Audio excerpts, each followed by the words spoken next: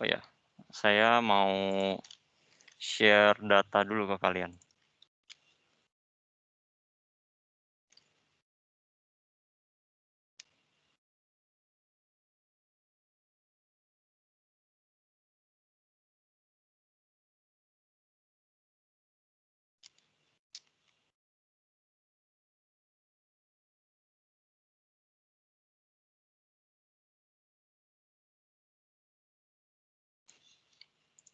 Oke, seharusnya di chat kalian itu ada MP4 sama ada foto, itu nanti bakal kita pakai buat materi.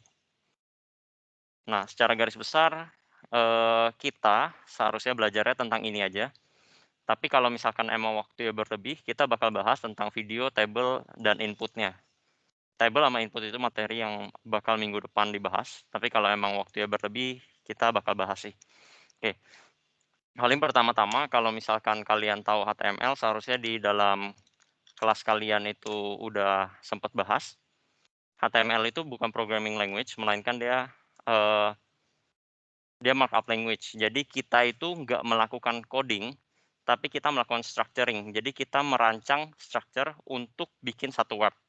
Jadi HTML itu adalah, eee, language yang kita pakai untuk bikin satu website. Biasanya kalau misalkan HTML biasa itu website-nya static, yang mana datanya itu nggak berubah-berubah dan kita ketik apa, dia bakal menampilkan apa, kayak gitu. Nah, buat kalian ngerjainnya di mana, saya sendiri biasanya pakai VS Code. Jadi pastiin aja kalau misalkan kalian pakai VS Code. Kalau misalkan nggak pakai VS Code juga boleh, kalian mau mau pakai Notepad biasa, sebenarnya itu juga bisa. Tapi saya nggak terlalu rekomendasiin karena kalau misalkan andai kata kalian pakai VS Code, itu udah ada auto complete-nya biasanya. Nah, ini kita coba aja bikin materi, folder materi. Kalian bisa new, terus teks dokumen. Kalian ketik aja nama yang pengen kalian buat. Biasanya kita sih buatnya index, terus HTML. Kalau misalkan dia bilang mau ganti extension ya, kita bilang aja yes. Nah, di sini sebenarnya kalian udah bisa nampilin. Kalian pilih aja browser yang kalian pengen show HTML ya. Harusnya awal udah muncul tapi kosong datanya. Nah, kalau misalkan udah, ini di drag aja, masukin ke dalam VS Code.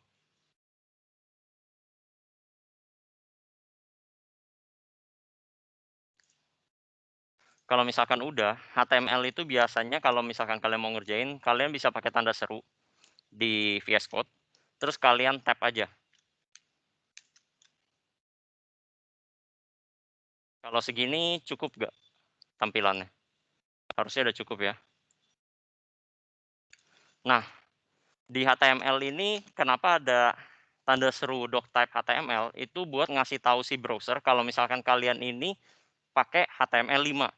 Dan ini bukan sebuah tag, ini adalah sebuah statement agar si browser yang ketika kalian tadi kan double klik index.html, itu biar si browser-nya tahu, oh kalian ini mau dia itu kayak kasih tahu sebuah statement yang mana, oh ini kalian mau render sebuah HTML, yang mana spesifiknya HTML5. Kalau misalkan versi-versi dulu HTML4 dan lain-lain, itu penulisannya udah beda lagi, bukan sesimpel ini lagi. Terus setelah kalian lihat lagi di bawahnya, di sini udah mulai masuk ke dalam tag. Jadi yang ini statement, biasa statement di awal-awal cuma kasih tahu si browser, kalau misalkan andai kata ini nggak ada gimana, biasanya secara default browser-browser sekarang ini bakal, langsung rendernya HTML5 gitu. Kalau misalkan andai kata yang dibuka itu adalah HTML. Nah terus kalau misalkan yang ini adalah sebuah tag HTML, ini biasanya root-nya. Jadi anggapannya paling atas ya, karena kan kalau misalkan andai kata kalian lihat, si head ini sama si body ini ada di dalam HTML-nya. Ini HTML, ini penutupnya. Jadi ada pembuka, ada penutup. Dan ini sisanya ada di wrap di dalam HTML-nya. Dia itu tag root-nya. Dan di sini kayak kita kasih tahu kalau misalkan ini adalah elemen yang merepresentasikan root dengan lang ini adalah bahasa yang kalian pakai. Biasanya kalau misalkan kalian mau spesifikin bahasa, kalau misalkan kalian lihat website-website itu kan ada yang mungkin bisa change language-nya. Mungkin ada language-nya Inggris, kemudian ada Prancis, ada Mandarin, dan lain-lain. Itu biasa pakai ini buat lumayan ngebantu. Dan kalau misalkan materi kalian sekarang ini harusnya masih yang biasa-biasa aja, makanya kita pakai aja lang-nya Inggris buat default-nya. Sama kalau misalkan ini, kalau misalkan kalian ada mau nanya, langsung, ngomong aja ya. Soalnya kalau misalkan chat saya kurang gitu buka. Kemudian kalau kalian lihat di sini, ada head, ada body. Jadi head ini, itu biasanya berisikan meta-meta. Meta-meta itu apa, kayak anggapannya info-info dari atau info atau data-data dari si dokumen yang kalian buat ini. Biasa kalau misalkan kalian lihat di sini, infonya contoh satu title. Jadi ini merepresentasikan kalau misalkan si dokumen yang kalian buka ini, judulnya itu apa sih? Kalau di kasus ini title-nya dokumen. Pas kalian buka ini atasnya dokumen. Tapi kalau misalkan andai kata kalian ganti,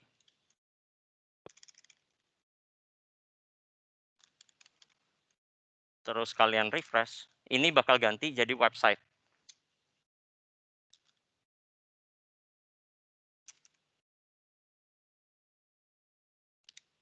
Bentar, saya pakai zoom it dulu. Ini bakal berubah jadi website. Ini buat representasikan kalau misalkan si title dari dokumen yang kalian buat ini berisinya apa sih. Terus kalau misalkan kalian lihat di sini ada meta charset, kemudian ada meta viewport. Meta charset ini encoding. Jadi kalau misalkan di komputer, dia ada satu encoding yang buat render atau menampilkan karakter-karakter dan huruf-hurufnya. Kita pakai UTF-8 ini standar yang udah diberikan. Biasa ini udah mencangkup banyak anggapannya apa ya? Bisa ngerender simbol-simbol, kemudian merender kayak teks-teks bahasa Inggris ataupun yang Mandarin gitu juga. Kemudian kalau misalkan yang ini meta viewport ini biasanya kita pakai buat bikin website yang mana itu bisa dipakai di HP ataupun di website di desktop. Biasa kalau misalkan kalian tahu namanya itu responsive. Jadi ini buat kasih tahu kalau misalkan viewport-nya kita itu memiliki width lebar ya sebesar device width-nya. Dan scale-nya ketika pertama kali buka itu scale-nya default-nya 1.0. Baru body, di dalam body ini kalian terserah mau ngapain, kayak mau structuring bikin tulisan, mau masukin gambar, mau masukin video, ataupun mau inputan, itu kita melakukannya di sini. Nah, tapi sebelum mulai, hal-hal yang perlu kalian ketahui itu biasanya ketika kalian lihat sebuah website, kalian bakal lihat ada header. Kemudian di bawahnya itu biasanya ada nav. Header, nav. Kemudian biasanya juga, ini yang versi lengkapnya ya, ada section. Habis itu ada artikel. Di sisi samping kalau misalkan ada site. Di bawah ini ada footer. Nah, secara lengkap HTML atau website yang kita buat, itu isinya kayak gini, ada header, ada navigation, ada section, artikel, site, sama footer. Tapi kalau mau disimplify, intinya itu tuh ada header, sini ada header, kemudian ada navigation, di tengah-tengah itu konten.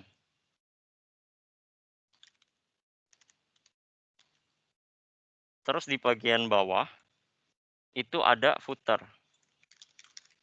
Kalau mau di-simplify. Nah, cuman kalau misalkan kalian lihat di website-website sekarang, itu header sama navigation biasanya digabung. Coba harusnya kalau di New York Times. Nah, kalau misalkan di New York Times ini kalian lihat, di bagian atas ini adalah header, terus di bagian bawah-bawah ini mungkin ada navigation, kalau misalkan dulu-dulu kayak gitu. Tapi kalau sekarang, biasa website-website header sama si navigasi, itunya jadi satu baris gitu.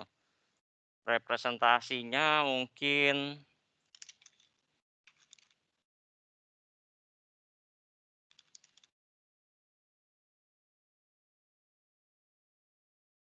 nah kalau kayak gini kan dia ada header atas nih, bawahnya ada navigasi.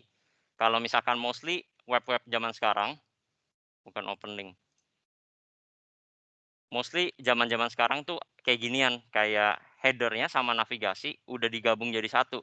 Jadi dibikin simple, nggak harus kayak dipisah-pisah kayak gini.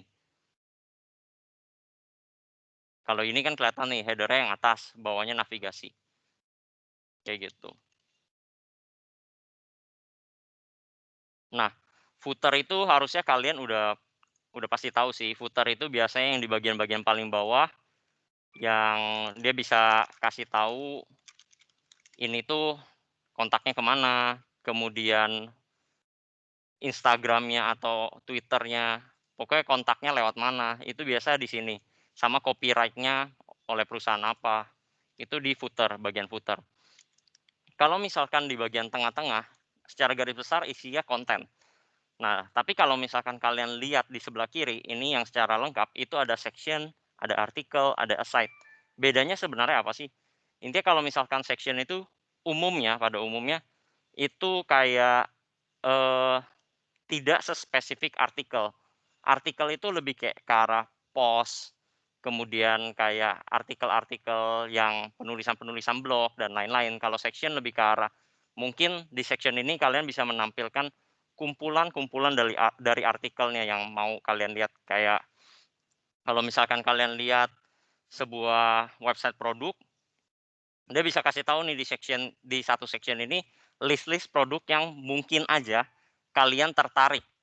Sedangkan di artikelnya itu mungkin lebih ke arah isi, ini saya matiin suara dulu ya.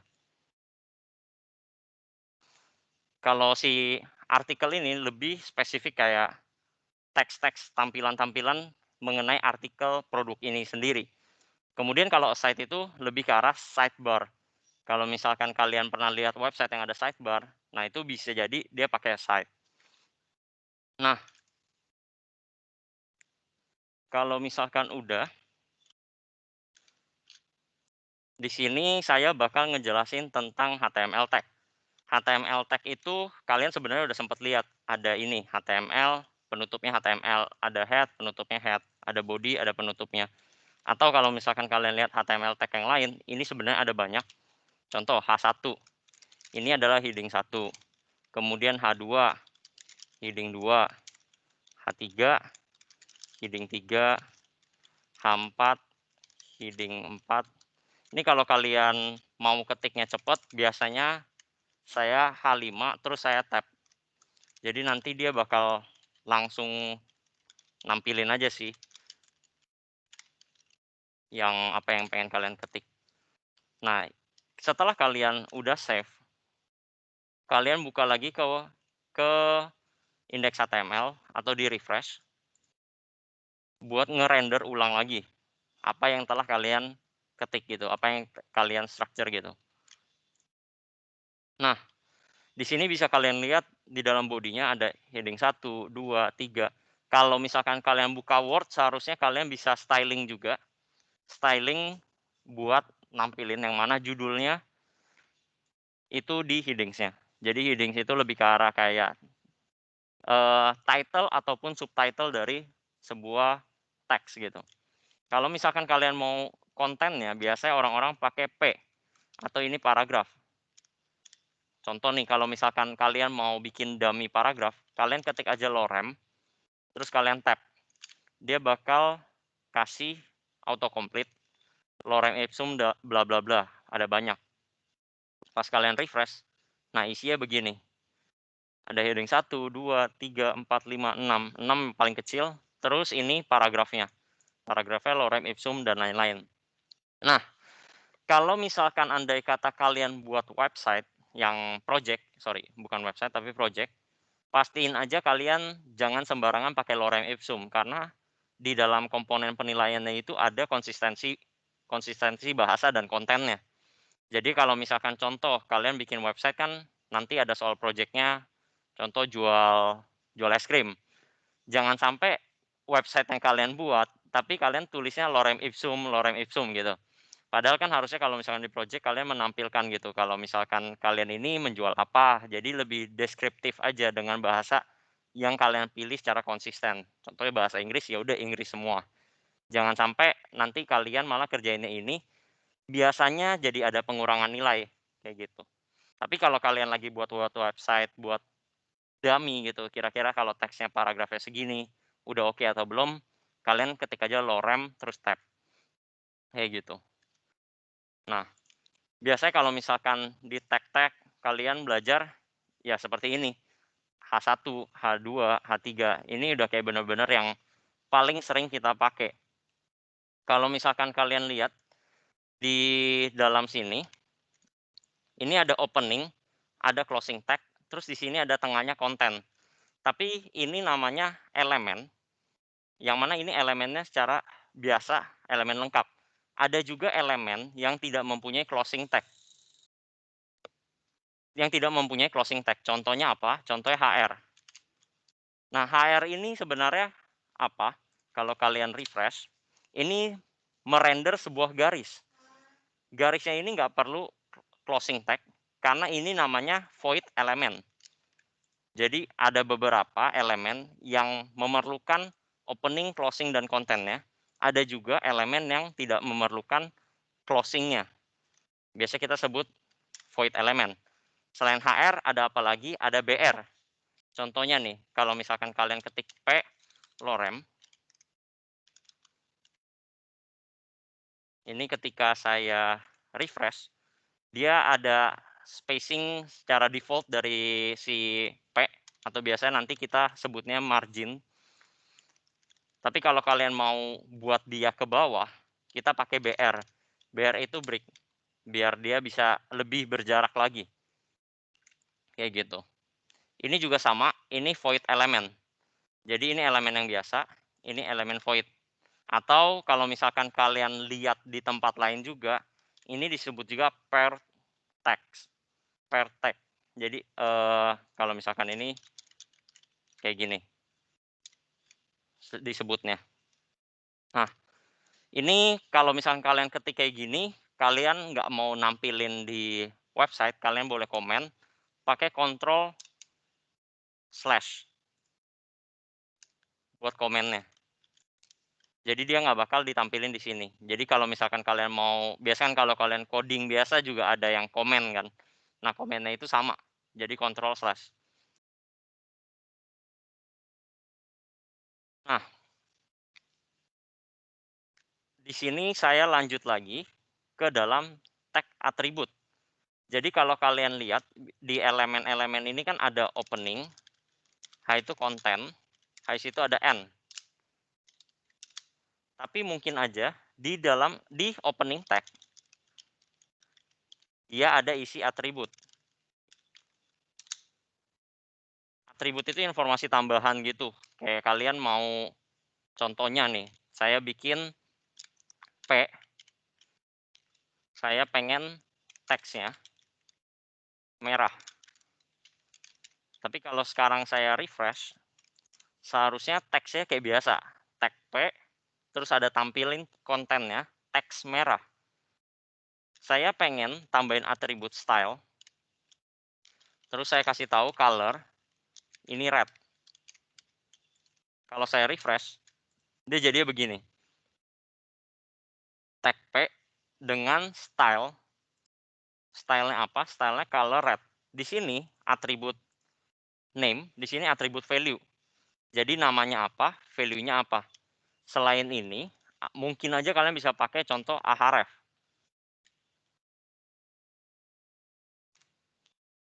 A-link, terus di sini google.com, ke Google. Pas kalian refresh, dia kayak gini, ke Google, pas kalian pencet, dia bakal redirect ke Google. Ini salah satu tag juga, buat hyperlink. Nah, ini adalah atribut juga, dan ini adalah atribut value-nya. Selain itu, kalau misalkan kalian lihat image, ini juga atribut juga. Jadi atribut itu semua yang kayak buat ngejelasin apa sih yang pengen kalian tampilin gitu dari si tag ini. Entah itu styling atau entah itu href. Dan biasanya href ini nggak sembarangan bisa dipakai. Kayak di tag-tag tertentu aja yang bisa pakai href. Jadi harusnya kalian kalau misalkan ketika kalian lagi structuring HTML, kalian ngelihat ini tuh href bisa dipakai di mana aja. Atau biasanya mostly kita ngebuka A, si tag-nya ini, bisa dimasukin atribut apa aja. Kita harus cari dari internet. Biasanya kalau misalkan saya sendiri pakai W3 School. Ini website yang menurut saya cukup membantu saya buat mempelajari structuring website. Jadi kalau kalian mau belajar, bisa lihat-lihat di sini. Dia bisa ada latihan-latihannya juga buat fill the blanks-nya. Nah, selanjutnya, kalau misalkan kalian lihat di sini, ini saya tambahin lagi deh. Saya bikin tag P, isinya ini paragraf. Kemudian saya bikin tag lain, contohnya span. Ini span. Kemudian saya bikin href. Nah, kalau misalkan href, by the way, kalian jangan ketika kayak gini, google.com. Sangat dianjurkan kita pakai ininya, HTTP-nya. Kalau enggak, dia bisa nyasar gitu, kayak nggak bisa dibuka. Jadi biasain aja ketika kalian lagi kuis, biasanya pas kuis sama lagi project, itu pasti bakal muncul ahref gitu. Kalian pakai ahref dan pastiin aja kalian pakai HTTP-nya biar lengkap, biar lebih spesifik kalian ini mau nge-redirect kemana gitu. Jadi boleh kayak gini, www.google.com. Lebih lengkap, lebih baik. Nah, kalau misalkan kalian lihat di sini, kalian refresh. Oh, ini saya belum ini.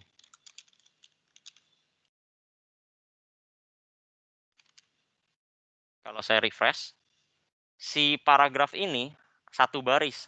Span ini nggak satu baris. Padahal kalau misalkan kita lihat dia kayak terpisah. Ini tag P, ini tag span, ini tag A. Nah, ini biasanya kita kalau misalkan lihat di display, ini sebentar, saya undock. Oh ya, saya lupa kasih tahu kalian. Kalau kalian mau buka kayak gini, kalian boleh klik kanan inspect atau Ctrl Shift I, atau kalian boleh pakai F12. Kayak gini. Terus biasanya fitur yang suka saya pakai, itu saya pakai select element. Ini bisa dilihat kayak gini. Nah, kalau kalian lihat paragraf ini, dia dari ujung kiri sampai ujung kanan. Kalau span cuma di kontennya dia aja gitu, nggak sampai ujung kiri sampai ujung kanan. Nah, ini biasa kita bilang display-nya. Display dari si P, tag-nya P, atau tag-nya heading, itu biasanya block. Kalau yang ini adalah inline. Jadi kalau misalkan kalian lihat display-nya itu apa, ketika dia dari kiri sampai kanan menuhin semua width-nya, itu kita sebutnya display block. Kalau misalkan dia nyesuaiin sama kontennya, itu kita bilangnya inline. Jadi kalau misalkan kalian lihat di sini, P-nya itu satu baris, kemudian span-nya itu di mepet-mepet di sini sama ahref, karena tag-nya P atau tag-nya H1, H2, H3, H6, itu display-nya block. Sedangkan yang lain, yang di sini, span sama ahref, itu display-nya inline. Jadi kalian nyesuaiin aja sama kalian butuhnya mau lurus atau mau enggak, itu tinggal masukin kayak gini. Tadi kayaknya saya dengar ada suara, ada yang mau nanya ya?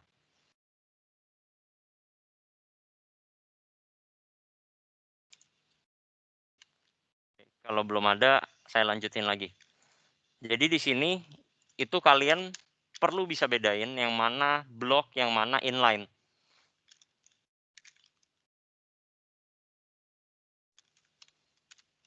Kayak gitu. Balik lagi kalau misalkan lihat materi, ini sudah pernah kita bahas, tag A itu link ke mana? www.facebook.com contohnya. Ini ke FB. Kalau kalian buka lagi, kalian refresh, ini ada ke FB. Pas kalian pencet, ini kalian ngebuka website Facebook, tapi di tab yang sama. Gimana kalau misalkan kasusnya kalian mau buat new tab? Biasanya kita pakai atribut target. Emang target ini ada atribut yang dispesifikin ada di si tag A. Kalian tulis blank. Jadi kalau misalkan pas kalian pencet ini ke Facebook, dia itu buka satu tab baru dan redirect ke Facebook. Kayak gitu. Kalau misalkan nggak ada target blank ini, dia bakal buka di posisi saat itu. Kayak contoh di Google tadi kan kita nggak bikin blank. Dia buka di tab yang ini juga. Kayak gitu. Selain Ahref, kalian sebenarnya ada banyak. Kalian ketik aja A titik, di sini ada banyak. Ada mail, ini mail to gitu. Kayak contohnya kita mau email ke email contoh douglas@binus.edu. Kirim email ke doc. Jadi kalau kalian ini, kalian bisa kirim email, kalian mau buka pakai apa? Outlook gitu. Terus mungkin aja ada Ahref, tapi tel. Tel ini kayak telepon 08, contoh 0821 1058 80 16. Jadi kalian mau pilih telepon, pas kalian pencet, ini kalian kalau di laptop otomatis sudah nggak bisa lah ya, kan laptop nggak bisa telepon. Kalian kalau buka di HP, itu kalian jadi bisa pakai buat telepon. Tapi kalau ini, fitur yang ada dalam Google Chrome, saya nggak tahu di Firefox ada atau enggak, ketika kalian login ke Gmail, dia itu bisa nge-sync ke HP kalian juga. Jadi nanti bisa make a call from HP kalian. Nanti kalian tinggal pilih HP-nya, dia bisa masuk nomor teleponnya ke HP kalian dan kalian bisa langsung teleponin gitu. Jadi kalau misalkan kalian lihat website-website, oh biasanya sih di footer sih. Di footer kan ada nampilin tuh nomor teleponnya. Nah biar si user nggak perlu copy paste nomor teleponnya, dia bikin tag Ahref yang mana ini tel, terus nomor teleponnya. Jadi user tinggal pencet aja sekali, dia udah bisa langsung nelpon, anggapannya gitu. Atau kalau misalkan pakai laptop, dia bisa pakai fitur yang ada di Google buat make a call from yang lain gitu. Itu untuk tag A yang mostly membantu buat kita. Terus selanjutnya, kita masuk ada image. Kita bahas image. Image ini kalian tinggal kayak gini, image, ada src, ada alt. src itu kalian mau ngerender gambar, source-nya dari mana sih? Terus ada alt ini apa? Alternate. Ketika gambar yang kalian cari nggak ada, kalian mau ngapain gitu. Nah, di sini saya sendiri juga bakal bahas kayak si path-nya. Biasanya kan kalau misalkan src kan kalian masukin path-nya. Path-nya ini terbagi jadi dua, ada yang relatif, ada absolut. Kalau saran saya ketika kalian lagi project dan kalian lagi kuis, itu pakai relative path aja, jangan pakai absolute. Absolute path itu kalau misalkan kalian eh, ngebuka satu gambar, contoh kayak gini, ini terakhirannya SVG. Ini bisa absolute harusnya. Saya copy path-nya, terus saya ini semoga muncul. Nah, ini itu termaksudnya ke dalam absolute path. Jadi kalian kasih tahu image ini source-nya dari mana. Source-nya source absolute dari link yang tadi saya buka. Jadi kalau misalkan kalian punya satu website, kalau ini kan FBCDN, dia ada ngasih gambar SVG-nya. Nah, saya tadi langsung masukin SVG-nya si ini pad yang tadi, masukin ke dalam website saya, kayak gitu. Ini namanya absolute path. Jadi benar-benar statik gitu anggapannya. Atau kalau misalkan kalian pakai absolute path yang lain, kayak contoh di sini tadi saya udah save gambar, saya tulis d.image. Nah, ini termasuk absolute path. Jadi kalau misalkan absolute path itu kalau misalkan contoh kalian masukin simpennya di C desktop, terus image.jpg. Ketika kamu orang lain bukain yang HTML.html-nya, ketika dia nggak ada desktop.jpg di path yang sama persis dengan apa yang kalian ketik, itu hilang, kayak gitu. Nah, makanya kalau misalkan saya sendiri, lebih rekomendasiin kalian ketika kuis pakai relative path, relatif terhadap folder itu. Jadi contoh, kan kalian buat HTML di sini. Nah, kalian bisa biasanya sih yang dikirim si satu folder ini kan. Jadi contoh saya ambil si video dan lain-lain. Saya masukin ini ke dalam aset. Jadi hierarkinya gini, ada folder materi, terus di luarnya ada index.html sama ada folder aset. Di mana folder aset ini terdiri dari image.jpg sama mp4-nya. Nah, posisi indeks HTML kalian di sini. Kalian mau ambil gambar di dalam folder aset. Jadi kalian ketik dulu source kalian ada di dalam aset, kemudian ada di dalam image.jpg. Terus kita coba refresh. Oh, ini belum keluar. Sebentar. Nah, kayak gini. Nah, jadi kalian masuk ke dalam folder aset / nama filenya. Ini namanya relative path. Dia itu ngesesuaiin sama posisi HTML saat ini. Jadi posisi HTML saat ini, dia lihat, oh ada folder aset. Kemudian /image. Oke, berarti dia bakal nampilin yang ini, kayak gitu. Kalau misalkan andai kata gambarnya ada di setara sama index.html, itu kayak gimana? Kalau setara ya udah, kalian tinggal tulis image.jpg. Ketika kalian isi ya kayak gitu, dia langsung dapat. Jadi nggak perlu lewat folder. Tapi kalau misalkan andai kata image-nya ada di luar, contohnya kayak index.html itu kalian bikin satu folder gitu. Satu folder, ini page.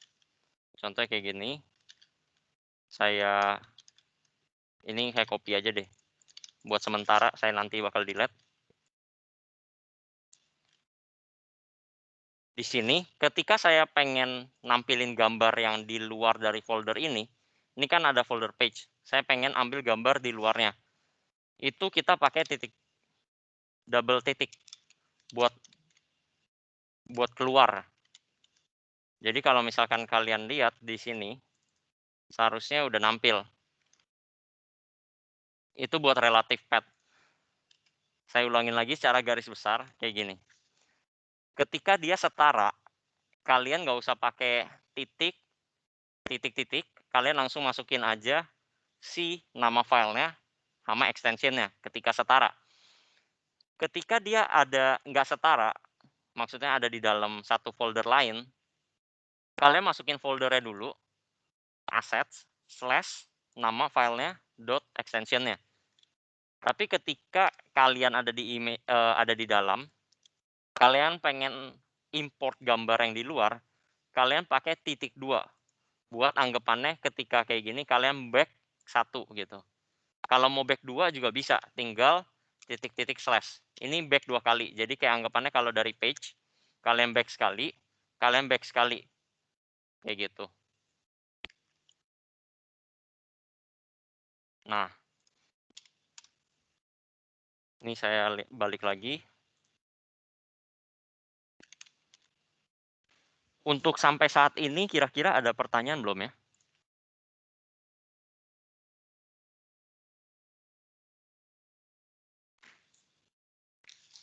Belum ada ya? Oke. Kalau misalkan belum ada, di sini kan tadi saya udah nampilin Kok aset ya? tadi Kenapa? tuh alt itu untuk apa kok? Yang alt name Oke. dan source itu? Nah, baru saya mau bahas, oke. Alt ini buat alternatif, alternate sorry, bukan alternatif. Contoh nih, kan ini kan website-nya ada gambar ya kan. Ketika kalian, saya sebut aja typo lah, kayak gini. Di sini kan kalau kalian lihat index.html nggak ada image asd.jpg kan. Ketika kalian refresh, dia itu gambarnya nggak ada nih, ya kan. Tapi kalau kalian mau pakai alternate, di sini kayak kamu kasih tahu image, contoh image banner gitu. Contoh ini banner. Ketika kalian refresh, dia bakal nampil nih. Sebenarnya di sini ada gambar, tapi gambarnya itu rusak atau kalian nggak bisa ngerender gitu. Dan kalian kasih tahu spesifiknya, dia itu apa sih sebenarnya? Ini image banner. Jadi ini kayak buat tampilan ketika gambar kamu rusak atau gambar kamu hilang gitu. Kan kayak tadi saya bilang kan ada mungkin kalian ada akses ke gambar yang ini kan, ke static xxx bla bla bla, static xxx fbcdn. Ketika si CDN-nya mati, otomatis gambarnya nggak ketemu dong. Ketika gambarnya nggak ketemu, kalian kasih tahu, oh ini gambarnya nggak ketemu. Sebenarnya gambarnya ini apa sih alternate-nya gitu. Kira-kira terjawab? Jawab kok, kasih kok. Oke, sip. Thank you. Nah, jadi intinya pas kalian lagi quiz dan kalian lagi project, jangan sampai kalian pakai absolute path kayak c/user/ itu biasanya pasti nama kamu gitu, c/user/Budi contohnya. Nah, itu udah pasti absolute path sih. Jadi sangat dianjurkan, bukan sangat dianjurkan sih, kalian kerjain aja pakai relative path yang kayak gini. Entah itu back tinggal titik-titik slash, kalau misalkan masuk ke dalam folder tinggal nama foldernya slash, atau emang setara tinggal langsung aja kasih namanya, kayak gitu. Nah, terus kalau misalkan kalian lihat di sini ada headings, ada paragraf kan. Headings ini yang ini udah sempat saya bahas, paragraf yang ini P. Jadi ini ya cuma kasih tahu doang sih. Nah, selanjutnya saya bakal jelasin tentang text styling sama formatting. Nah, di sini itu sebenarnya sebentar, saya mikir dulu. Di sini kayak kalian, contoh kalian pakai tag P nih. Kalian kasih lorem.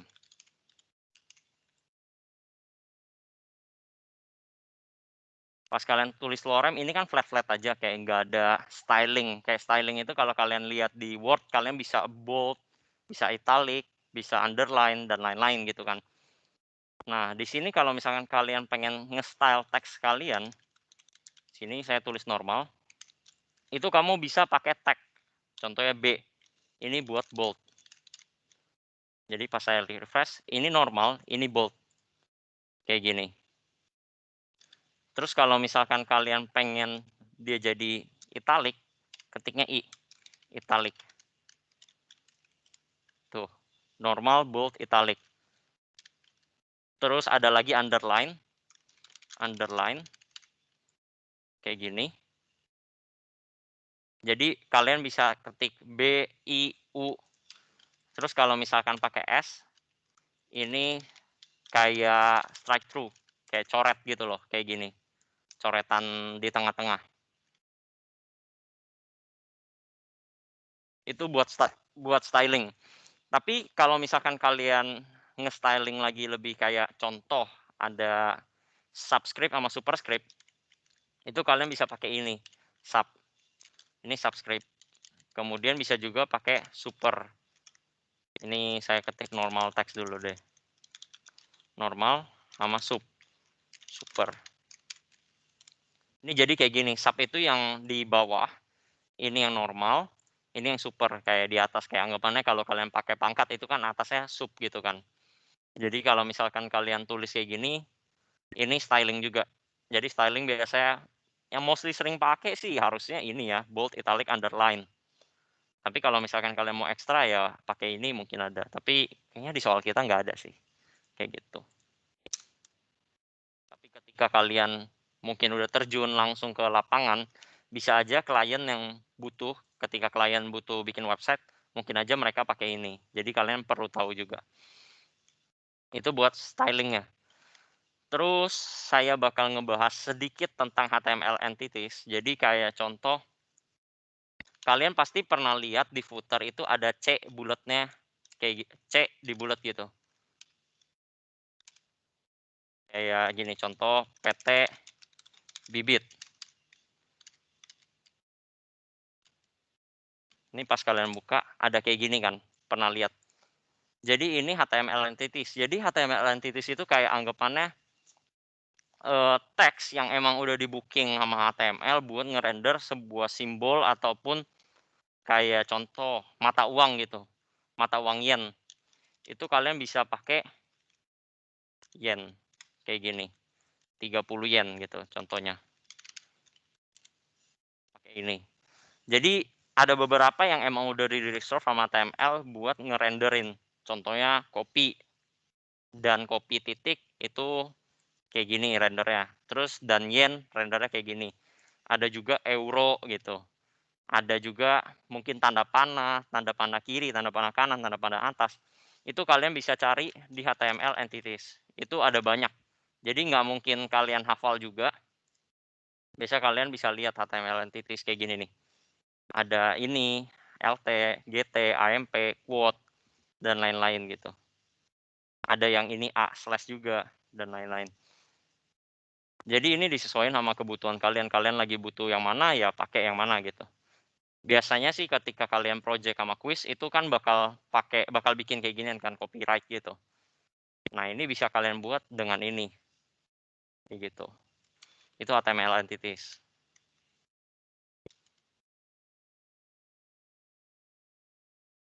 Di line ini sebenarnya biasa sih. Line itu HR doang sih sebenarnya. Kalau di kita cuma ada HR buat bikin satu garis. Tapi HR-nya ini kita bisa tambahin atribut. Contohnya atribut hey. Hey, typo. Hey-nya kalau kalian pengen buat 90%, ya udah tinggal hey 90. Ini kerender gak ya? Oh enggak ya. Kok hey width. Nah, ini kalau kalian lihat garisnya, dia nggak penuh kayak di atas. Atasnya penuh, ini cuma 90%. Jadi ada sedikit kepotong. Terus bisa aja kalian masukin, saya lupa, kayaknya color bisa deh. Nah, iya benar. Ada colornya juga. Jadi HR ini horizontal line, yang mana kalian bisa tambahin atribut. Kalian bisa lihat atribut-atribut apa yang diisi, ya salah satunya ada width, ada color, kemudian bisa juga sebenarnya ketebalannya. Tapi itu bisa dilihat sih. Saya agak sedikit lupa kalau misalkan buat ketebalannya pakai apa ya.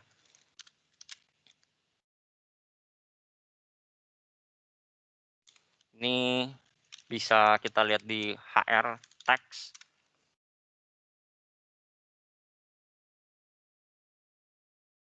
Oh, nggak semua dikasih tahu. Oke. Kalau misalkan kalian lihat di Web3 School, ini HR-nya dia mainin pakai CSS stylingnya. Jadi kalau misalkan kita ini nanti saya bahas deh sekalian sama si color. Nanti saya jelasin kapan kalian pakai styling yang biasa, kapan kalian maksudnya styling biasa itu yang di sini, kapan pakai yang color yang ada di dalam CSS. Biasanya kayak gitu. Ini lanjut dulu ke list. Intinya line itu segini sih. Kita masuk ke dalam list.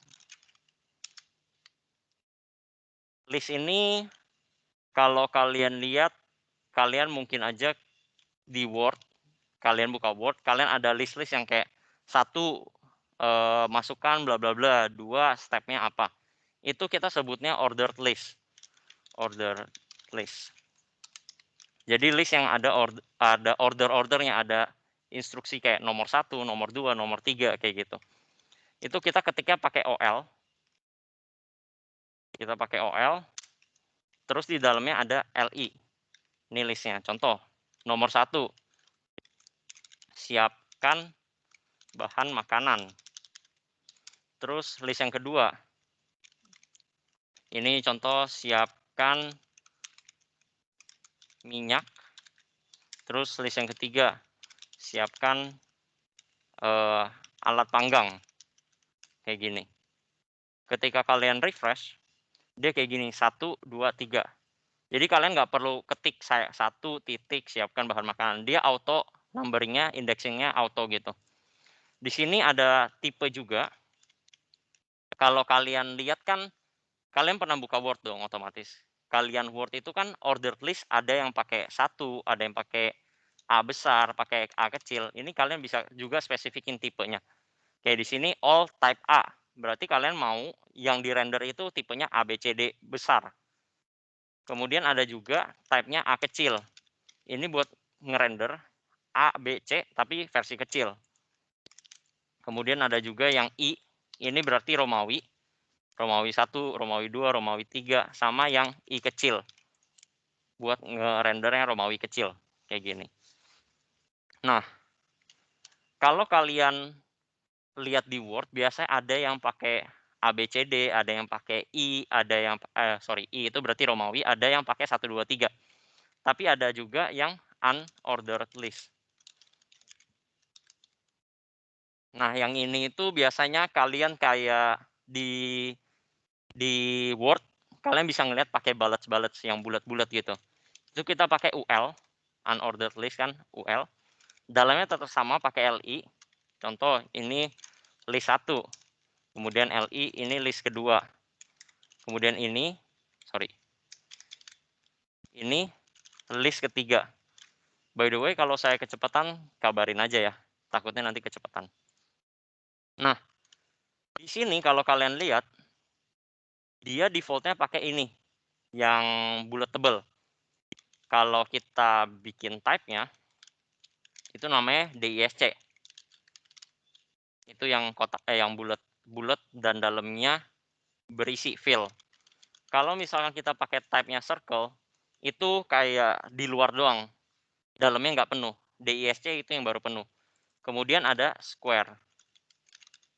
Kalau square dia kotak kayak gini. Jadi ini bisa kalian spesifikin tipe apa yang pengen kalian masukin kayak gitu. Nah, tapi kalau misalkan kalian, ini kan basicnya ada list yang biasa, ada list yang unorder. Kadang ada juga yang nested list. Di dalam nested list itu contohnya nih, kalian pakai COL, ordered list. Kemudian LI, siapkan bahan berikut. Kemudian kalian LI, masukkan bahan ke panggangan. Kemudian LI lagi, masak sampai crispy. Kayak gitu. Pas kalian refresh, dia kan 1, 2, 3. Saya pengen di dalam si siapkan bahan berikut, itu kasih list lain. Contohnya saya bikinnya unordered deh. Siapkan bahan berikut, saya masukin unorder. Itu kalian tinggal tulis UL. Jadi ini nested. Di dalam list ada list lagi. Contoh di sini siapin ayam. Siapin bumbu aja. Pas saya refresh dia kayak gini, siapin bahan berikut. Jadi dia ada tiernya, kayak ini pertama, ini tier yang keduanya. Ayam, bumbu, kayak gitu. Nah, buat yang list masih sederhana lah ya. Yang penting kalian ingat aja, kalian pilih mau yang mana. Ada 2 opsi, order atau unorder. Unorder itu yang nggak ada kayak Romawi ataupun nggak ada huruf alfabet ataupun angka. Terus dalamnya itu kalian masukin list-listnya apa-apa aja gitu. Ini list 1, ini list 2, ini list 3. Kayak gitu. Ini yang buat nested-nya. Sampai sini list harusnya aman ya. Ada yang mau nanya dulu buat yang list? Sampai list?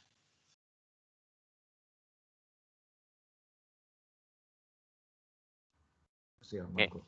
Masih aman ya? Oke, bagus lah. Nah, buat yang di color, ini karena kalian baru sebenarnya CO-nya, course outline-nya itu kalian ngajarin color yang di HTML-nya kan, di tag-nya. Nah, biasanya saya sendiri nggak suka pakai yang HTML tag. Nanti saya kasih tahu. Di sini H1 contoh, saya bikin teks merah. Kemudian H1 lagi saya bikin teks biru. Kalian bisa pakai font. Kemudian di sini kalian bisa colorin. Colornya red. Kemudian kalian tulis P. Ini lorem contohnya. Kayak gini. Terus kalian pakai font lagi. Di sini pakai tag P. Lorem lagi contoh. Kalian kasih tahu colornya blue. Nah, kayak gini.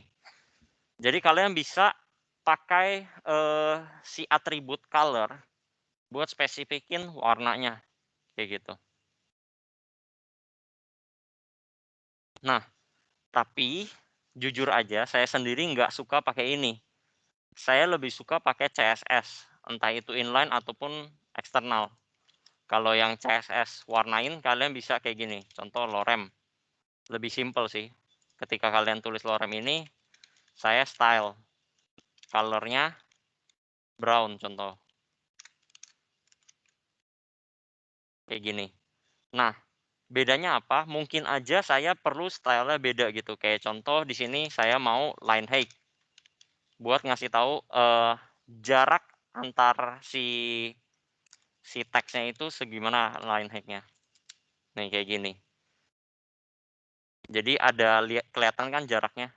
Itu saya lebih suka pakai styling. Jadi kita pakai CSS. Mostly kalau kalian lihat keluar pun orang-orang pakai style. Nggak ada yang pakai ini lagi gitu. Nggak ada yang pakai color blue, font color red. Kayak gitu. Sama, by the way saya lupa, di dalam image, ini kan image tadi kalian pakai ini kan, image ASD. Saya refresh, di sini image. Kalau misalkan image-nya kalian merasa kegedean, kalian bisa kecilin lagi, spesifikin width-nya. Contoh width-nya 50, height-nya 50.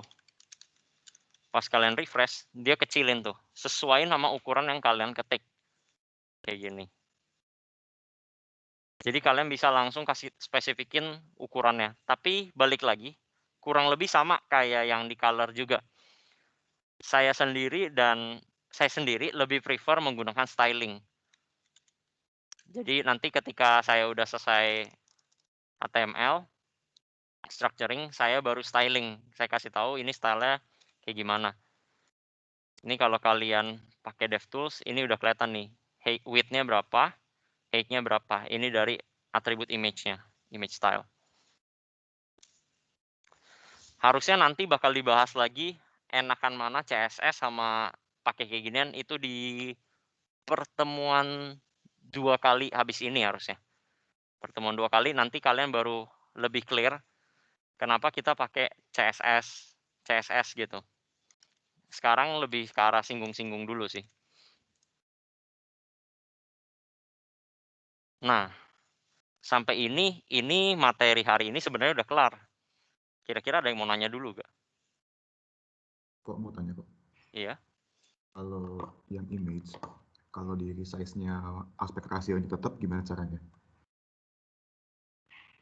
Mau tetap biasanya sebenarnya boleh pakai persenan juga sih. Oh, kamu maunya kayak width-nya berapa tetap sama berapa persen ininya ya? Kalau misalkan 50%, ini harusnya dia bakal tetap sih. Coba saya mainin lagi ya. Nggak kena ini ya. Ini biasanya kalau saya pakainya gini. Ini ukuran asli kan. Saya ke arah image. Terus saya kasih tahu height-nya 30%.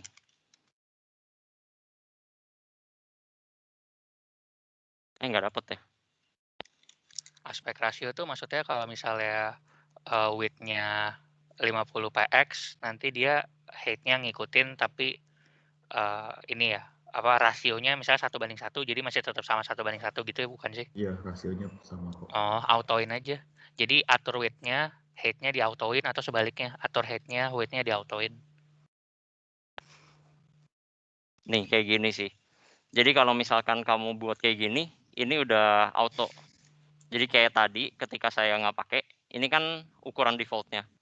Saya kasih tahu width-nya 30%. Nanti rasionya harusnya tetap sama gitu. Karena height-nya ketika nggak dispesifikin, dia secara default itu auto.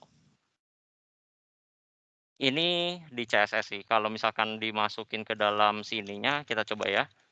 Width 30, contoh 30%.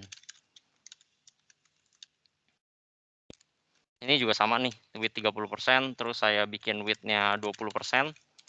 Nah, dia rasio bakal tetap sama, cuma width-nya yang kita mainin dan height-nya itu bersifat auto gitu. Oke, kayak gini. Di sini. Oh, dia pakai persen ya kok? Iya, betul. Pakai persen. Thank you kok. Kan kalau misalkan tadi kamu pakai height 50, width 50, berarti kamu kasih tahu itu 50 px, 50 px. Kayak gitu sih. Ada lagi mau nanya?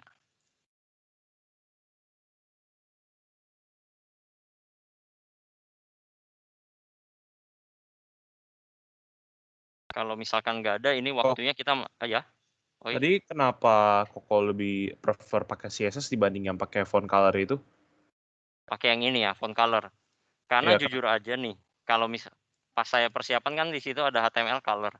Saya bahkan baru sadar kalau misalkan kita bisa nge-spesifikin color-nya di sini.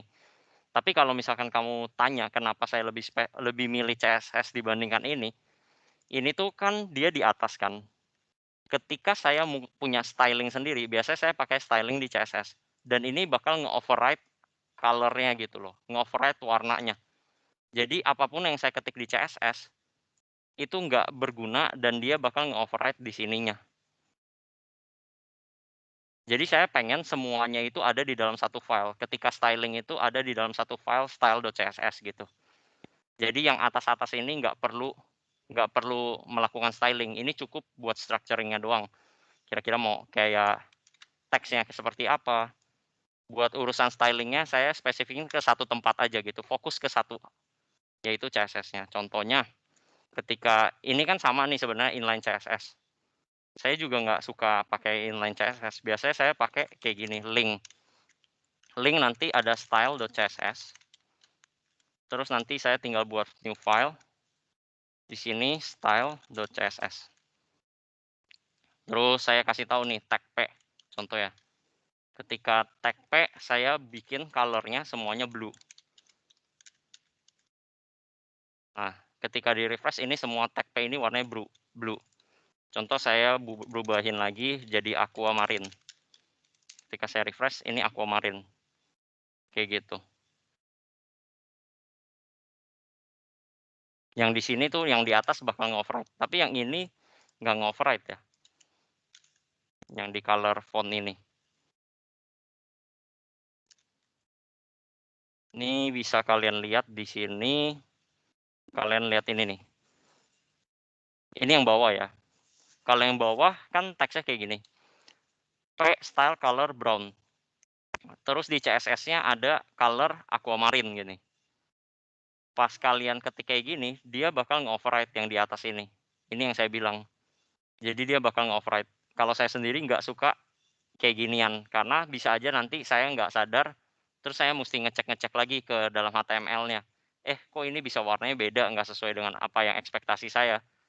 Kayak gitu. Jadi saya keep it simple, semuanya ada di dalam satu CSS saja. Tapi kalau yang ini, dia malah nggak kena ya. Padahal color-nya udah, color-nya ini nih, color-nya blue. Oh iya, iya, iya.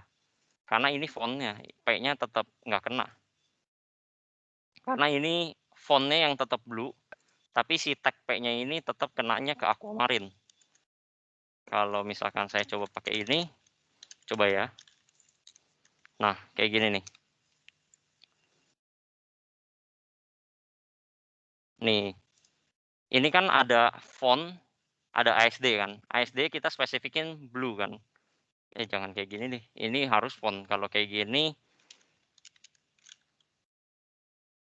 nanti ini P ada color gak ya? Kita coba tes. P nggak ada nih. Kalau gitu saya coba pakai ini aja deh. Font.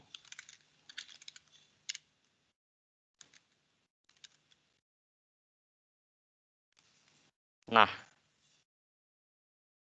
ini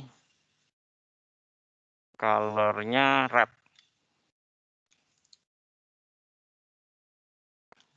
Saya pakai ini.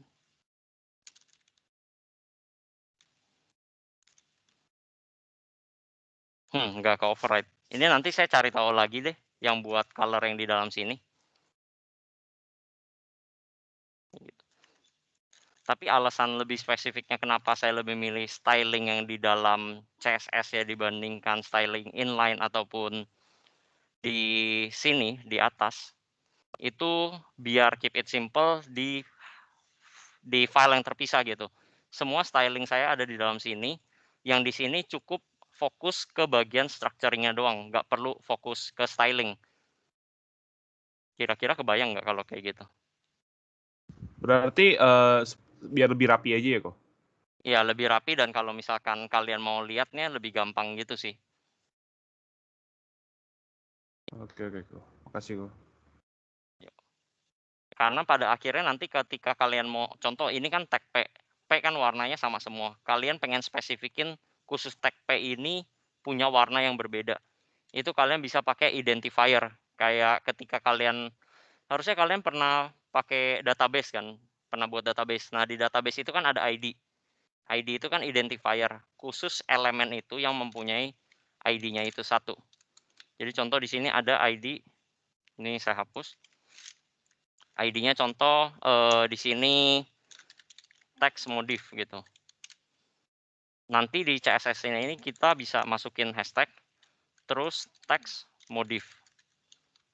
Di sini saya kasih tahu colornya, contohnya blue violet deh, blue violet. Terus line height-nya 1,5 gitu. Nah, nanti itu dia bisa spesifikin di mana di saat yang lainnya warnanya aquamarine, khusus yang buat ID text modif, ini kalian pakai color-nya blue violet dengan line ini. Kalau kalian lihat ini filenya ada di tempat yang sama di style.css, cuma beda barisnya. Jadi dia bakal nge-override kayak gitu. Ini yang spesifik.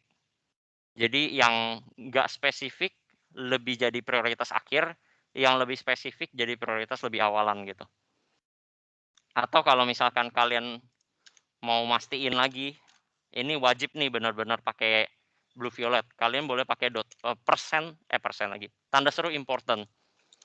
Jadi kalian bisa kasih tahu, kayak contoh nih, ini kan blue violet.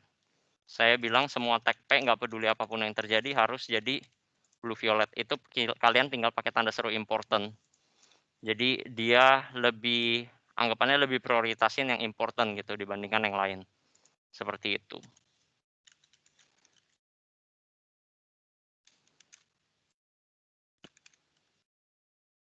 Nah, oke. Kira-kira ada pertanyaan lain nggak?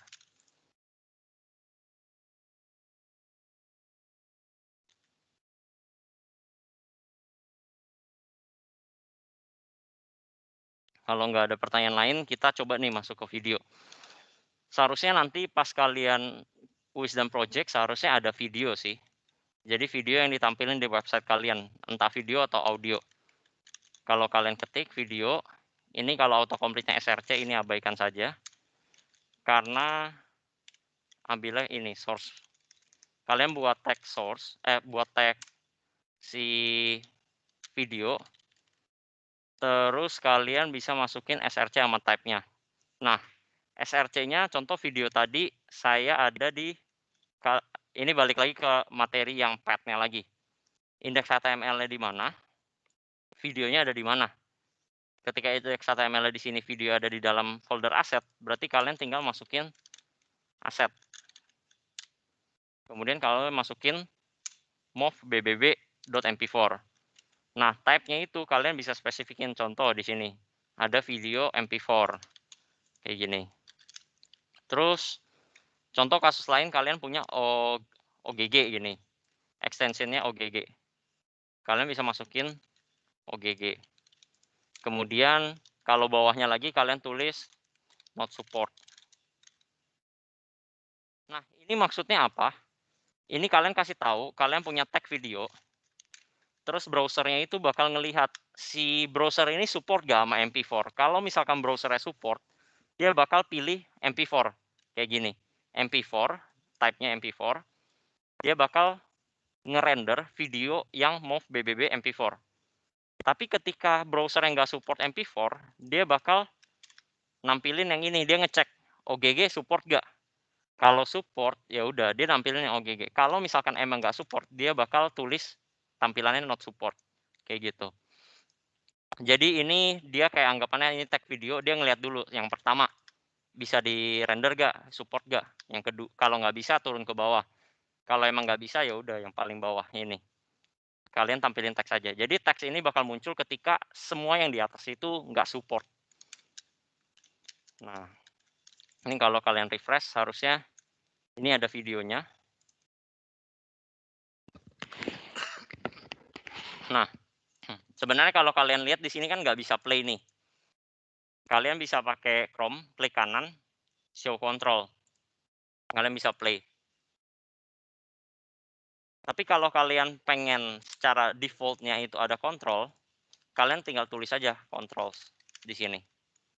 Ketika kalian save, kalian F5, dia ada kontrolnya nih. Ada si kontrol itu yang ini play, audionya settingnya berapa, full screen, dan lain-lain.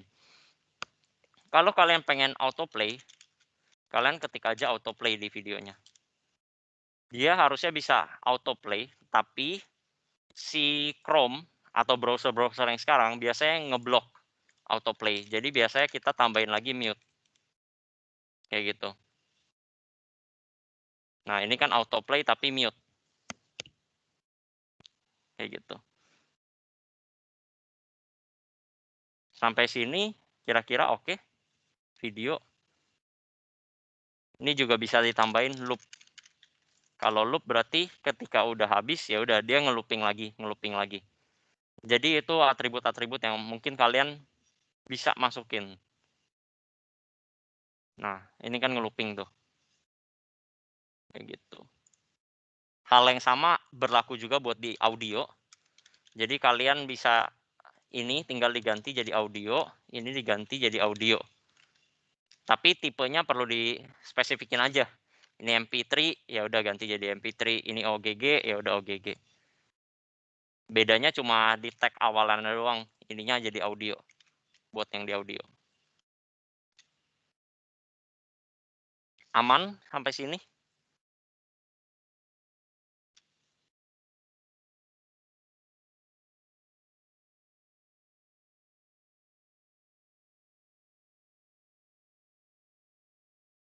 Kalau aman, ini masih ada 20 menitan deh kayak.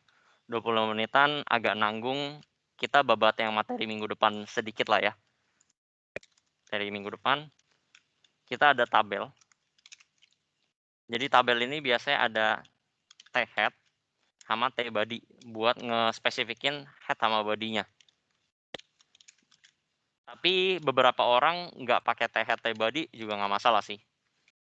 Ini biar lebih spesifik, ini ada head, ini ada body-nya. Terus di sini kita pakai TH. TH itu table header yang atasannya. Jadi kan kalau tabel itu kan ada header, ada kontennya. Oke, kalau misalkan udah deh pakai Excel deh. Excel lebih gampang representasiin. Ya, Excel sini enggak. Oh, bisa. Ini contoh biasa name, terus age. Nama Budi ini 10. Nama Jono umur 20.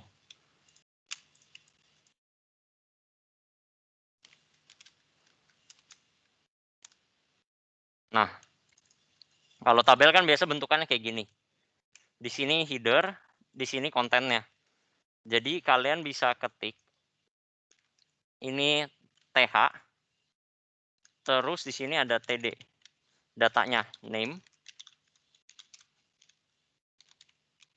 terus di sini ada age. Pas kalian ngerender, seharusnya jadi kayak gini, name sama age. Sorry, bentar. Ini kalau kayak gini nih. Ya, salah deh. Langsung TH aja, nggak perlu TD. TD itu buat table datanya. Jadi TH, age. Ada name, ada age di bawah. Terus kamu tulis lagi TD, namanya Budi. Oh ya, bentar. Kalau misalkan kamu lihat di sini, kan ini ada table head, ada headernya name sama headernya age. Terus ini kan bodinya. Bodinya kamu harus spesifikin lagi. Kayak di sini ada table row pertama, ini ada table row kedua. Jadi kita tulisnya TR, table row, terus datanya Budi. Terus di sini TD-nya umurnya 10. Terus buat di row selanjutnya TD-nya Jono. Terus TD-nya ini umur 20. Kayak gitu bentukannya. Kalau kita refresh, dia jadinya kayak gini, Budi Jono. Kayak gini. Itu buat di table-nya. Kalau misalkan kamu mau pakai bordernya, biasa itu tinggal styling pakai CSS-nya juga. Jadi kamu bisa kasih tahu si table-nya ini, THTR, punya bordernya. TD, TH, border 1px solid black. Jadi kayak ginian tuh. Kalau ini kamu pakai border. Terus ini di sini sih ada spesifiknya lagi, kayak border yang pengen kamu styling kayak gimana.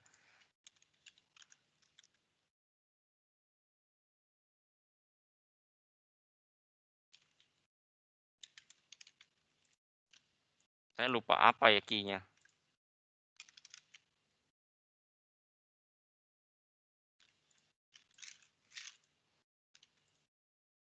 Saya lupa gimana cara styling ininya biar bisa jadi satu baris deh.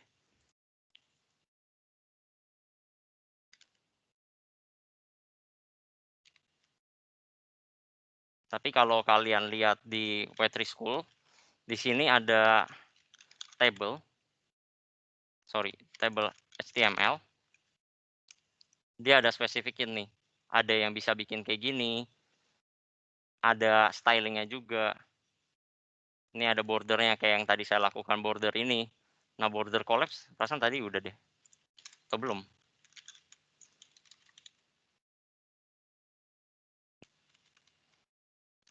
Oh, pakai. Sama aja. Ini kalau border collapse, kita lihat. Dia bentukannya kayak gini. Apa ini karena nggak ada table? CSS-nya belum di save kok. Oh, tadi CSS-nya belum di save. Oh, bisa jadi. Coba ya. Enggak deh, beneran harus pakai table ini. Jadi table-nya harus dispesifikin nih. Table-nya border collapse, baru dia bentuknya kayak gini. Tadi saya nggak pakai table kan. Nah tuh, jadi kayak ada gap gitu. Kalau udah pakai kayak gini baru ada bagus, sedikit lebih bagus lah. Table biasa. Kayak gitu.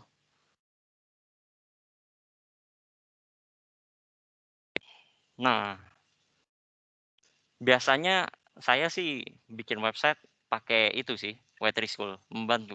Web3 School kalau nggak Java tutorial biasanya ada. Java tutorial.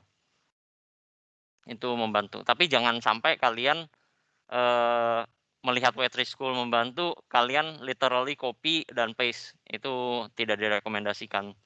Jadi biasanya kalau styling kayak gituan dan kalian structuring, emang beberapa ada template-templatenya kan, kayak all, LI, sama all, kayak gini kan ini udah pasti template nih. Tapi jangan sampai style-stylenya mereka itu kalian copy paste gitu, literally paste. Nanti malah dianggapnya nyontek gitu.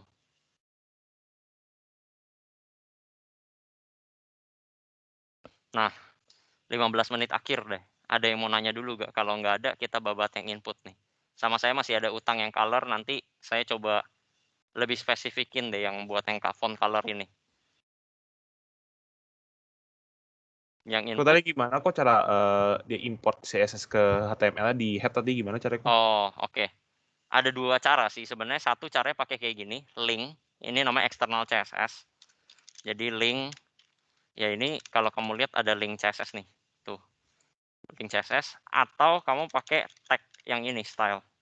Ini juga bisa.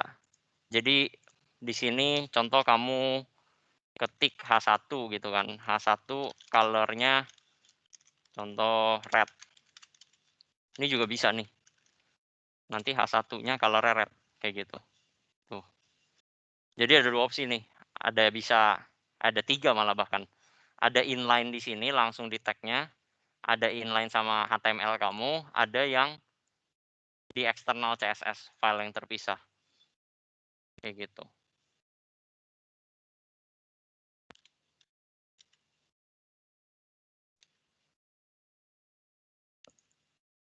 Masuk ke input mau? Terakhir, biar nanggung nih. Biar nanti materi minggu depan kita bisa babat lebih cepat lagi.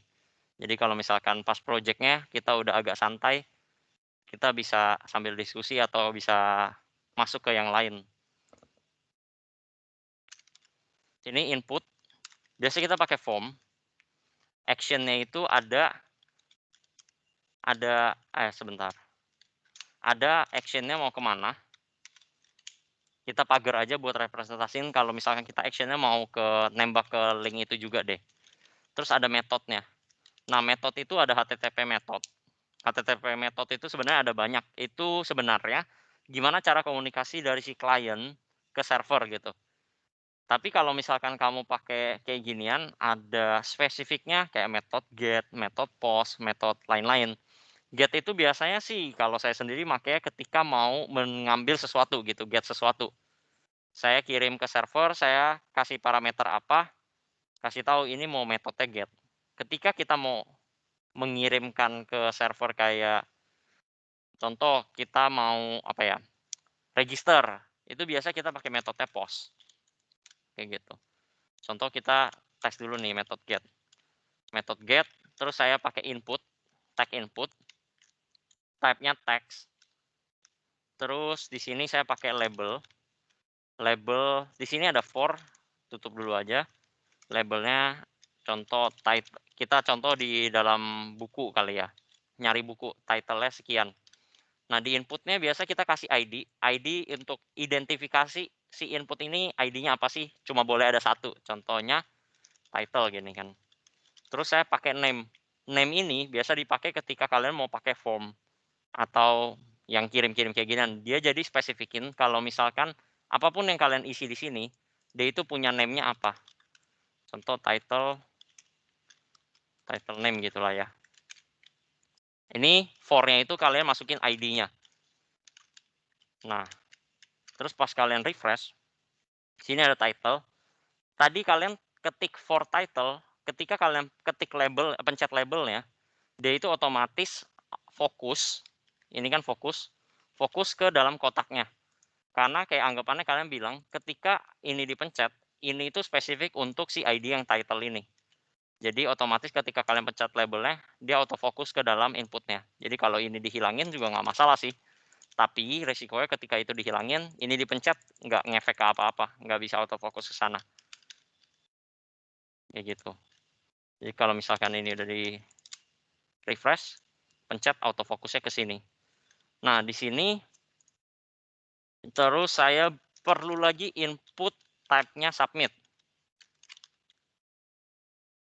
Value-nya submit atau search lah. Search deh. Nah, kayak gini. Value-nya itu buat representasiin isi dari button-nya itu. Kayak contoh, saya ketik di sini title-nya meong. Ketika saya search. Nah, name-nya itu buat yang ini. Title name sama dengan meong. Ini yang bakal dikirim ke si entah itu server atau komunikasi yang keluarnya HTML-nya. Jadi dia kasih tahu name-nya apa, value-nya apa. Dia bakal ngisi value-nya. Kayak gitu. Contoh nih kita ganti deh. Kalau misalkan form yang searching kan kayak gini. Kita pakai kayak register deh. Form action-nya pagar dulu sementara, metodenya ini contoh get. Di sini saya bilang label. Labelnya for first name. Terus saya pakai input, type-nya text. Name-nya first name, ID-nya fname.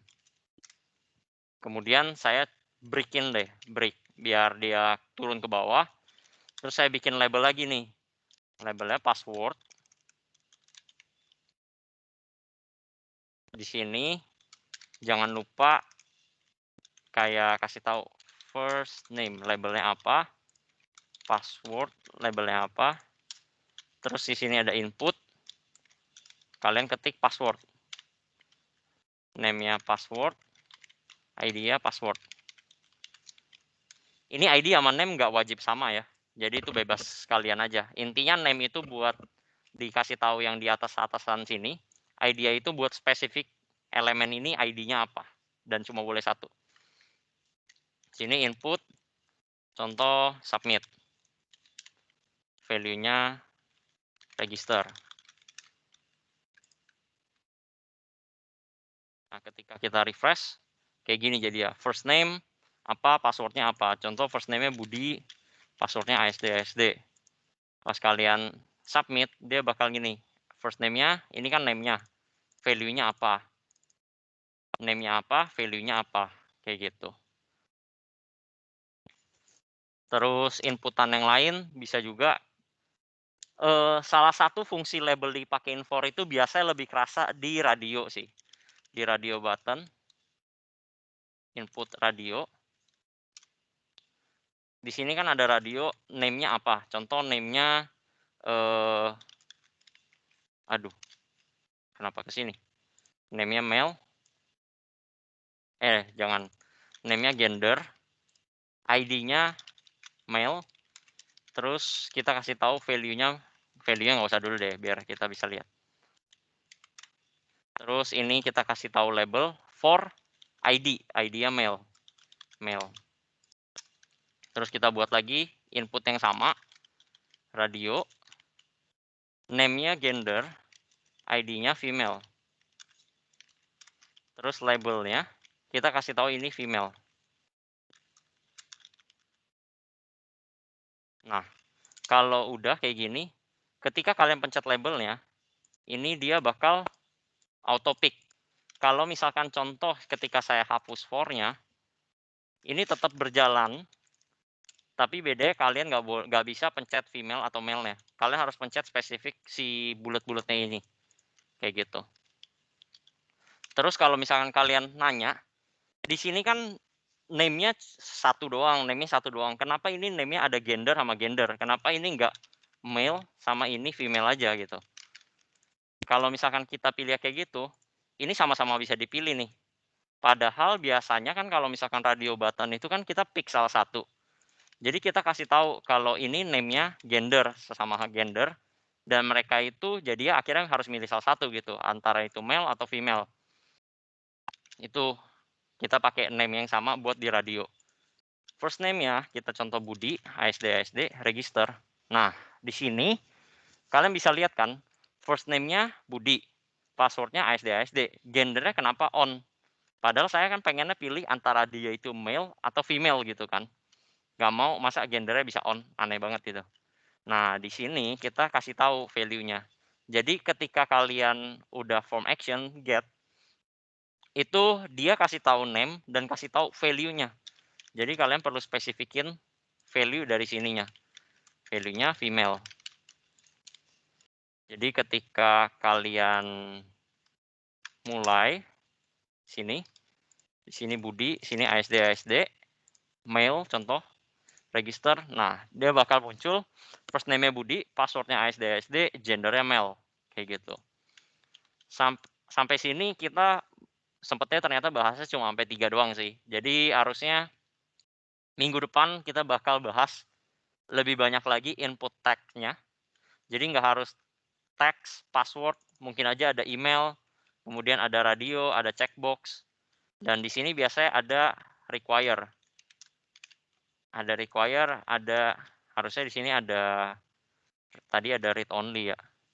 Read only, ada disable kayak gini. Jadi require itu ketika kalian pencet register, dia bakal auto kayak validasi. Ini harus diisi gitu. Kalau disable, kalian bilang kalau si ini nggak bisa dipencet gitu. Di disable nggak bisa kita ketik gitu. Disable. Sebenarnya ini aslinya boolean sih, true atau false. Tapi kalau misalkan kalian ketiknya langsung required atau disabled, itu dia jadinya auto true gitu. Nah, sampai sini ada yang mau nanya? Kok mau tanya, itu bedanya get sama post tuh gimana ya penggunaan? Kalau misalkan get biasanya di HTTP method itu ketika kamu mau mengambil sesuatu dari server.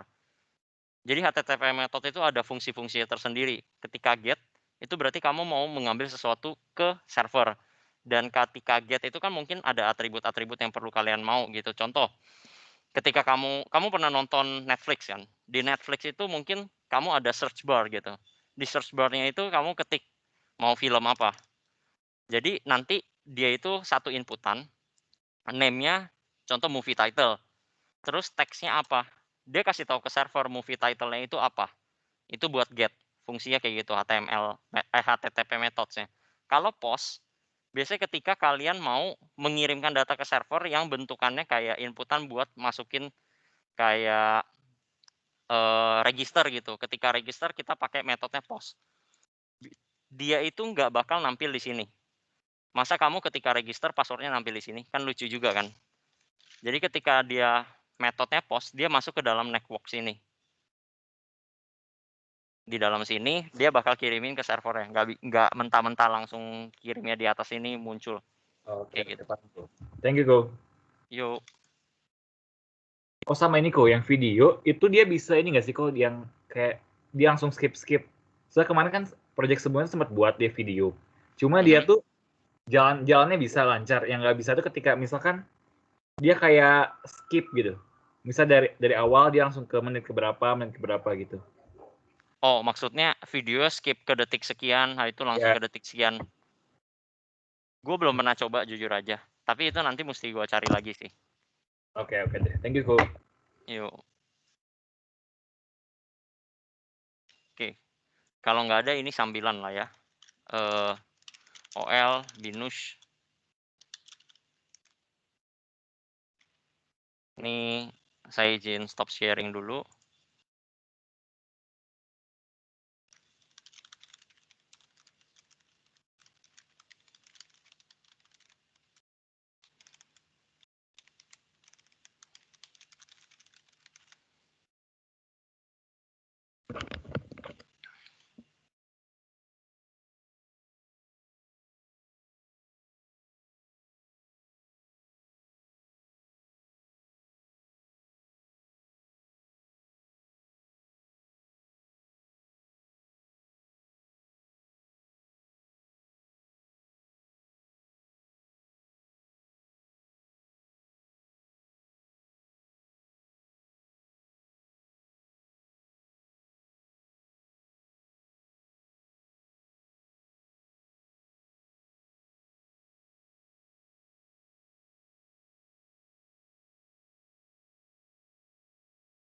Ini paling yang saya panggil di raise hand aja kali ya. Oh iya. Tes. Nah ini paling yang saya panggil di raise hand aja ya. Anthony Wijaya ada.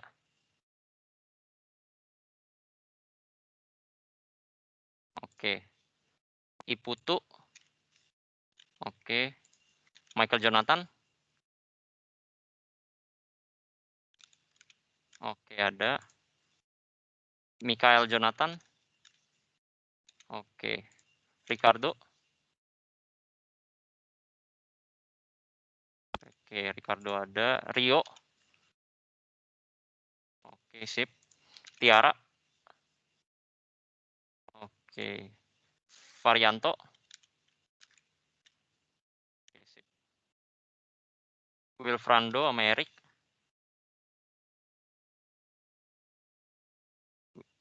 Wilfrando ada, Erik ada gak?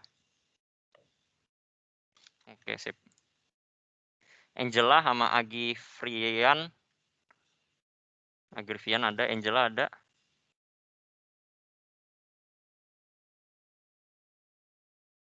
Oke, Angela ada.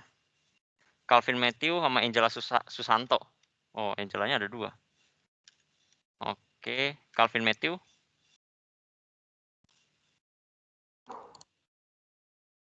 Calvin Matthew ada gak nih? Ada kok, aduh sorry nge-lag. Oke, Ada, sip. ada. Jennifer sama Andreas Jan Prachna. Andreas Adaku. Oke, sip. Alvin Putra sama Ferdiana. Alvin Putra Sulaiman sama Ferdiana. Oke. Joseph Wahyu sama Kennedy. Joseph Wahyu. Ada kok. Ada. Itu tadi Joseph atau Kennedy? Kennedy kok. Kennedy ya. Oke. Joseph. Joseph Wahyu ada gak? Mana nih si Joseph? Oke, skip dulu. Kezia sama Laurencia. Kezia Eka sama Laurencia. Oke. Jovian sama Nathanael. Oke. Steven Aprianto sama Theodora. Theodora, oke. Antonius Ricky sama Destin. Oke, Destin ada. Michelle Setiawan sama Rainer. Rainer ada. Michelle Setiawan. Oke, sip. Si Ronaldo sama Janet. Ronaldo ada, Janet ada. Oke, ini si Joseph Wahyu nggak ada nih. Joseph ada nggak? Joseph.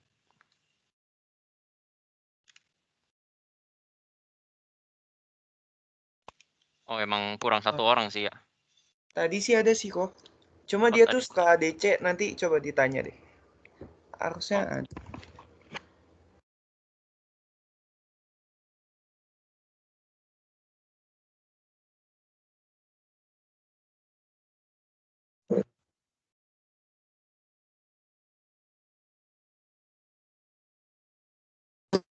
Bermasalah. Oke, sip. Oke, semuanya hadir ya kalau kayak gitu. Oke, kalau gitu.